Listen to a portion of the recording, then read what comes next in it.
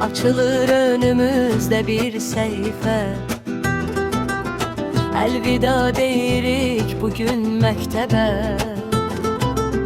Canlanır öten günlerde her defa, sonuncu zeng çalınır bizim üçün.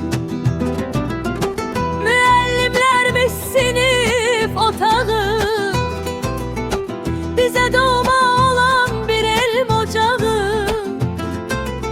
Terk edip gedirik isti ocağı, sonuncu zeng çalınır bizim üçün. Bu son zeng sesiyle bitir uşaqlıq. Məktəbimiz biz sənə minnətdarıq. Daim qəlbimizdə əziz tutarıq. Sonuncu zeng çalınır bizim üçün. Bu son zeng sesiyle bitir uşaqlıq. Məktəbimiz biz sənə minnətdarıq. Daim qəlbimizdə əziz tutarıq. Sonuncu zeng çalınır bizim üçün.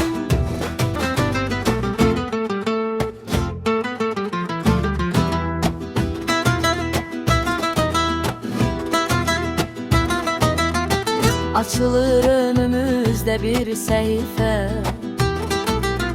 elvida deyirik bugün mektebe.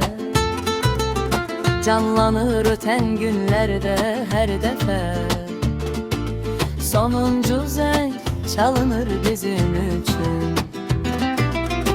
Müəllimlərimiz sinif otağı, bize doğma olan bir elm ocağı.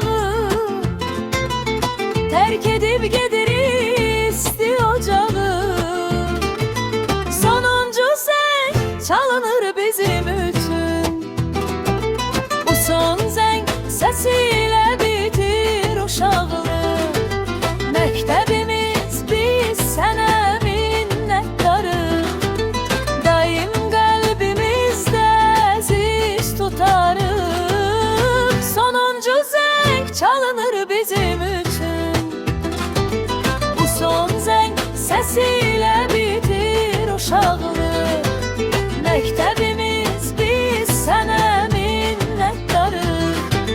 Daim qəlbimizdə əziz tutarıq. Sonuncu zeng çalınır bizim üçün. Bu həyat yollarında hamımıza uğurlar olsun.